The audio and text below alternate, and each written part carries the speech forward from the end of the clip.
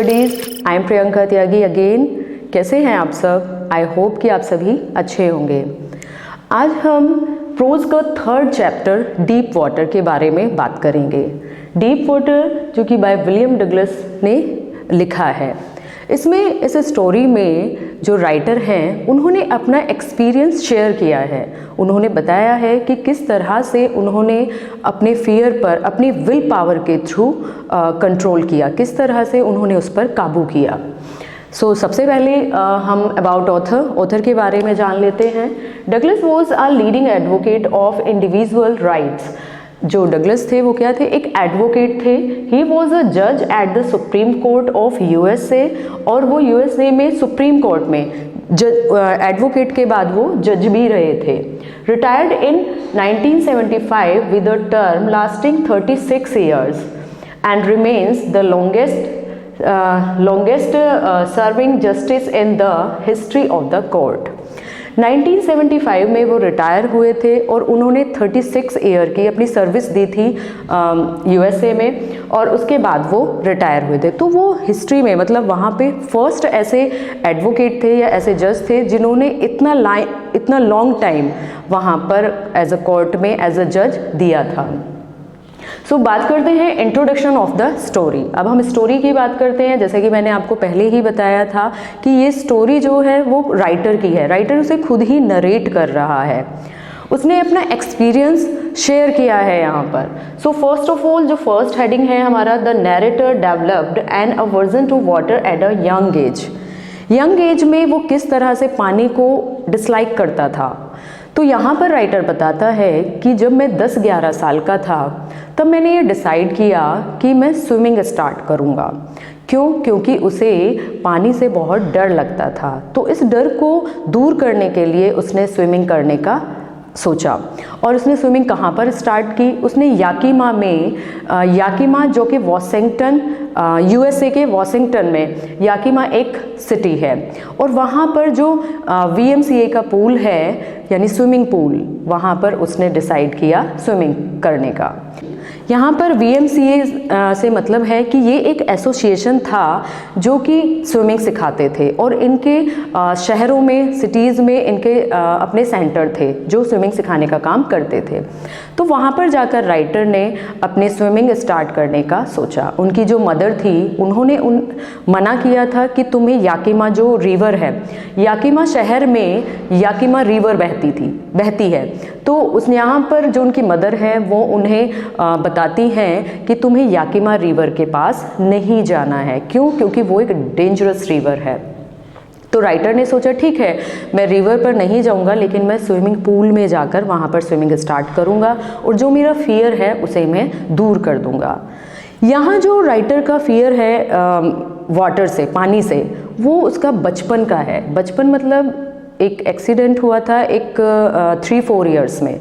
जब वो 3-4 साल के थे तो एक बार वो कैलिफोर्निया में अपने फादर के साथ बीच पर जाते हैं, और वहाँ पर वो और उनके फादर जब वहाँ बीच पर जाते हैं तो एक वेव आती है, और वो वेव जो राइटर है उसे कवर कर लेती है। जब वो उसे कवर्ड करती है तो राइटर का दम घुटने लगता है। यहाँ पर जो उनके फादर हैं उनके लिए बस एक मजाक था कि ये जो रिवर की वेव थी, लेकिन राइटर बहुत ही डर गया था। An accident with the narrator. अब यहाँ पर जो नैरेटर है, नैरेटर मतलब राइटर विलियम डगलस, वो बता रहे हैं अपने सेकेंड एक्सीडेंट, यानी जो उनके साथ दूसरी दुर्घटना घटी थी, अब वो उसके बारे में बता रहे हैं। राइटर बता रहे हैं कि जब वो स्विमिंग पूल पर जाते थे तो वहाँ उन्होंने अपने स्विमिंग स्टार्ट की। वो अपने वाटर विंग्स पहनते थे, और जो स्विमिंग पूल था वो पहले 3-4 फीट था, यानी 3-4 फीट के बाद आगे नीचे जाते जाते वो 9 फीट तक गहरा था। तो जो भी स्टार्टिंग में स्विमिंग स्टार्ट करते थे तो जो 3-4 फीट गहराई थी वहीं पर मतलब वहीं पर सीखते थे। तो राइटर ने भी डिसाइड किया कि मैं जो ये 3-4 फीट गहरा स्विमिंग पूल है वहीं पर मैं अपनी स्विमिंग स्टार्ट करूँगा। और राइटर जो और लोग थे वहाँ पे जो सीख रहे थे या जो वहाँ पर स्विमिंग करते थे, राइटर उन्हें देखते और उन्हें देख कर अपनी स्विमिंग करते थे। ऐसा करीब 2-4 दिन ऐसा होने लगा। आफ्टर 2-3 डेज़ एक दिन जो राइटर थे वो स्विमिंग पूल गए और वहाँ पर वो बैठ गए जाकर, क्योंकि तब तक कोई नहीं आया था, तो राइटर वहाँ पर बैठे हुए थे। उसके बाद वो देखते हैं एक ब्रूज़र बॉय से मतलब ब्रूज़र का मतलब होता है जिसके मसल्स वगैरह बने हुए होते हैं।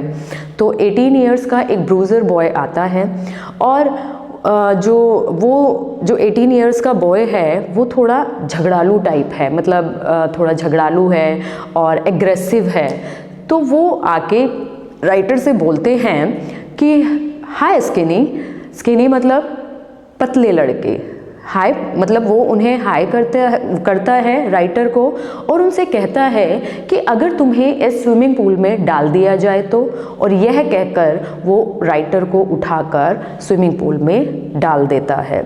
राइटर क्योंकि बैठे हुए थे तो वहाँ पर वो एकदम जैसे ही उन्हें नीचे डालता है तो राइटर के मुंह में, राइटर के माउथ में, आईज, नोज सभी में पानी भर जाता है। Douglas tried to save his life. अब यहाँ पर बात हो रही है कि डगलस ने किस तरह से, राइटर ने अपनी लाइफ को सेव किया। जब राइटर नीचे पानी में जाते हैं तो उनके आँखों में, उनकी नाक में, उनके माउथ मतलब आईज, नोज़ एंड माउथ सभी में पानी भर जाता है। लेकिन जो राइटर का ब्रेन है उसमें एक प्लान आता है। राइटर ये प्लान करता है कि जैसे ही मैं नीचे सरफेस पे जाऊंगा, पूल के सरफेस पे जाऊंगा, तो मैं वहाँ जाकर उसे टच करते हुए स्प्रिंग अपवर्ड यानी कि स्प्रिंग करके ऊपर आ जाऊंगा। और जैसे ही मैं ऊपर आऊँगा मैं हाथ पैर चलाते हुए, जैसे एक स्विमर चलाता है, चलाते हुए मैं साइड में आ जाऊंगा। तो राइटर जब ये प्लान को, इस स्ट्रैटेजी को जब वो यूज़ करता है, जैसे ही वो स्प्रिंग करता है लेकिन वो ऊपर आने के बजाय धीरे धीरे धीरे ऊपर आता है। और जब वो ऊपर आता है तो वो देखता है कि कोई भी वहाँ पर नहीं है और वो हेल्प के लिए चिल्लाता है, वो शाउट करता है, लेकिन कोई भी उसकी हेल्प के लिए नहीं आता है और वो फिर से नीचे चले जाते हैं पानी के अंदर। जब वो पानी के अंदर दोबारा जाते हैं तो वही स्ट्रैटेजी राइटर फिर से यूज़ करता है। वो फिर से सरफेस, उन्हें लगता है कि मैं फिर से सरफेस पर जाकर स्प्रिंग करके ऊपर आऊँगा और किनारे पर चला जाऊँगा। वो फिर से ट्राई करते हैं और फिर से सरफेस पर जाकर वो मतलब जो फ्लोर होता है नीचे स्विमिंग पूल का, उसे टच करते हुए स्प्रिंग करने की कोशिश करते हैं, लेकिन वो धीरे धीरे ऊपर आते हैं। जैसे ही वो ऊपर आते हैं तो पानी तो उनका इतना हिस्सा ऊपर होता है और वो हेल्प के लिए चिल्लाते हैं। वो कहते हैं कि मतलब कोई भी रॉप, कोई भी रस्सी या कोई हाथ मुझे ऐसा मिल जाए जिसकी पकड़ से मैं बाहर निकल जाऊं, लेकिन कोई भी उनकी हेल्प के लिए नहीं आता है। राइटर फिर से नीचे पानी के अंदर पहुंच जाते हैं और अब जो उनके लंग्स थे वो बर्स्ट होने लगते हैं। ऐसा लगता है उन्हें कि वो फट जाएंगे, क्योंकि शायद उनके लंग्स में भी पानी भरने लगा था। राइटर थर्ड टाइम फिर से ट्राई करता है और फिर से वो स्प्रिंग करने की कोशिश करते हैं और वो उसी तरह धीरे धीरे ऊपर आते हैं। अब यहाँ पर राइटर को ये फील होने लगा है कि जो उनके हाथ और पैर, जो मूवमेंट वो कर रहे थे वो स्लो हो गए हैं, यानी कि जो हाथ और पैर उनका मूव कर रहे थे वो फास्टली पहले, वो अब नहीं हो पा रहे हैं। लेकिन राइटर थर्ड टाइम फिर से ट्राई करता है ऊपर आने के लिए और वो ऊपर आते हैं। वो फिर से अपना हाथ बाहर निकाल कर हेल्प के लिए चिल्लाते हैं, लेकिन कोई भी वहाँ उनकी हेल्प के लिए नहीं आता है एंड राइटर फिर से नीचे पानी के अंदर चले जाते हैं। अब यहाँ पर राइटर को जो फील हो रहा है वो ये फील हो रहा है कि जो डेथ का जो डर है डेथ का डर जो हमें डराता है, हमारे अंदर खौफ पैदा करता है, वो उसके अंदर आ रहा है। उन्हें लग रहा है कि मेरी डेथ हो जाएगी और धीरे धीरे उनकी आंखों के सामने अंधेरा आने लगता है। लेकिन राइटर का जो ब्रेन है, राइटर का जो हार्ट है, वो अब भी कंटिन्यू है। उसे लगता है कि वो मेरा ब्रेन और मेरा हार्ट चल रहा है, तो वो फिर से उस स्ट्रैटेजी को फिर से प्लान करने की कोशिश करते हैं और वो फिर से ऊपर आने के लिए ट्राई करते हैं। लेकिन इस बार सब कुछ बेकार था, क्योंकि उनके हाथ और पैर उनमें मूवमेंट नहीं हो रहा था, उनमें स्टेबिलिटी आ जाती है। जब उनके हाथ और पैर मूवमेंट नहीं कर रहे हैं तो अब उन्हें एक पीसफुल स्लीपी, यानी वो ऐसे हो रहे हैं कि जैसे उन्हें एक नींद आ रही है और उन्हें लग रहा है कि वो अपनी मदर की आर्म्स में वो स्लीप कर रहे हैं। और उसके बाद राइटर की आंखों के सामने धीरे धीरे अंधेरा आने लगता है और राइटर बिल्कुल रिलैक्स हो जाते हैं। अब थोड़ी देर बाद वो क्या देखते हैं कि जो वो रिलैक्स हो जाते हैं और जो उनकी डेथ है वो उन्हें पीसफुल लग रही है यहाँ पर। अब यहाँ पर राइटर थोड़ी देर बाद फील करते हैं कि वो जो उनका स्विमिंग पूल है उसके किनारे पर पेट के बल लेटे हुए हैं। उनका जो ब्रेन था और हार्ट था वो अभी काम कर रहा था और उन्हें ऐसा सुनाई देता है कि कोई अंकल जो कि उस ब्रूजर बॉय को स्कोल्ड कर रहे हैं, डांट रहे हैं कि आज तुम्हारी वजह से इस बच्चे की डेथ हो सकती थी। तो वहाँ पर वो ब्रूजर बॉय बोलता है कि मैं तो जस्ट मजाक कर रहा था, लेकिन इस पर वो अंकल जो होते हैं वो उस ब्रूजर बॉय को डांट रहे हैं। और यहाँ पर राइटर जो पेट के बल लेटे हुए हैं वो वॉमिटिंग करते हैं। जो भी उनके अंदर वो गंदा पानी चला गया था वो बाहर निकल रहा होता है। इस हेडिंग में हमने पढ़ा था Douglas tried to save his life, कि डगलस किस तरह से अपनी लाइफ को सेव करते हैं। And in this heading Douglas lost the fight for the survival, यानी कि जो वो फाइट लड़ रहे थे अपनी डेथ से, जो भी खौफ उनके अंदर था और जो वो उस डेथ से फाइट कर रहे थे, वो फाइट करना वो हार चुके थे। मतलब जो हाथ पैर वो अपनी लाइफ को बचाने के लिए चला रहे थे, यहाँ वो क्या हो गए थे, रिलैक्स हो गए थे। इसमें वो रिलैक्स हो चुके थे, उन्होंने फाइट करना बंद कर दिया था और उन्हें ये लग रहा था कि वो अपनी मदर की आर्म्स में, ऐसे लग रहा था कि वो स्लीपी हो गए हैं, मतलब सो गए हैं, और उन्हें वो डेथ जो थी वो पीसफुल लग रही थी। देन उसके बाद जैसे कि मैंने आपको बताया था कि एक अंकल जो कि ब्रूजर बॉय को डांट रहे थे और जो डगलस थे वो स्विमिंग पूल के साइड में पेट के बल लेटे हुए थे और वॉमिटिंग कर रहे थे। नेक्स्ट पॉइंट पर आते हैं, the terror destroyed Douglas social life. जो टेरर था, जो वो डर था, वो उस टेरर ने, उस भय ने उनकी लाइफ को ग्रिप कर लिया था, यानी जकड़ लिया था। देन राइटर को जब घर पर लेकर आते हैं तो वो बहुत कांप रहे होते हैं और वो उस दिन पूरा दिन कुछ भी नहीं खाते हैं। उनका शरीर जो था वो कांप रहा था और उनके आंखों के सामने वो पूरा जो उन्होंने जिस चीज़ को फेस किया था, उस डर को जो फेस किया था, वो सारी चीज़ें उनकी आंखों के सामने चल रही थी। उन्होंने उस दिन कुछ भी नहीं खाया। ऐसा कुछ सालों तक ये खौफ उन्हें जकड़ा रहा। ये खौफ जो था उनके अंदर बना रहा। वो फिशिंग करना चाहते थे, वो बोटिंग करना चाहते थे, वो कैनोइंग करना चाहते थे, लेकिन जो पानी का डर था उसने इस तरह से उन्हें ग्रिप किया हुआ था कि वो इन चीज़ों को नहीं कर पा रहे थे। वो जब भी इन्हें करने का सोचते थे तो ये भय, ये जो फियर था वो उनके माइंड में आ जाता था और उन्हें ग्रिप कर लेता था। नेक्स्ट उन्होंने फिर उसके बाद अब जब 2-3 साल, मतलब 3-4 साल इस तरह से बीत गए, तब राइटर ने फिर से एक बार सोचा कि अपने इस फेयर पर काबू करने के लिए उन्होंने सोचा कि मैं एक इंस्ट्रक्टर यानी कि एक प्रशिक्षक की हेल्प लूँगा। उन्होंने अपने लिए एक इंस्ट्रक्टर रखा। वो इंस्ट्रक्टर उन्हें स्विमिंग पूल में लेकर गया और एक रोप उनकी कमर में, रोप यानी एक बेल्ट थी जो उनकी कमर में बांध दी। एंड देन उसका एक हिस्सा इंस्ट्रक्टर ने अपनी कमर में बांध लिया और वो उसने धीरे धीरे उस रॉप को लूज़ किया ताकि राइटर आगे स्विमिंग में जाए और स्विमिंग करना सीखे। इस तरह से राइटर ने धीरे धीरे उसे मतलब राइटर को, इंस्ट्रक्टर ने राइटर को स्विमिंग करना सिखाया।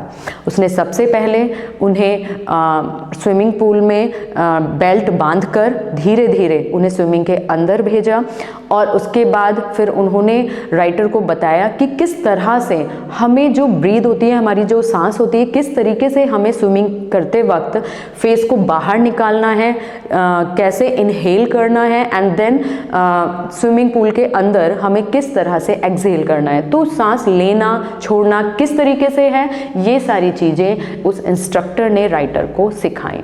देन राइटर जो इंस्ट्रक्टर था उसने राइटर को ये भी सिखाया कि आपको किस तरह से जो स्विमिंग पूल का जो किनारा है उसे पकड़कर आपको किस तरह से अपनी बॉडी को स्ट्रेच करना है, अपने पैरों को किस तरह से मूवमेंट करने हैं पैर के।